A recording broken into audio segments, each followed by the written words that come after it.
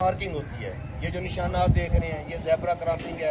अगर इस तस्वीर में आप देखें तो में ब्रेक करने के लिए रोड आप लोग अब अभी सारे छोटे हैं, जब आप 18 के हो जाएं, आपका ड्राइविंग लाइसेंस बन जाए, फिर आपने मोटर बाइक चलानी है। अभी आप मोटर साइकिल चलाते हैं। साइकिल के हवाले से मैं चंद एक आपको टिप्स दूंगा कि किस तरह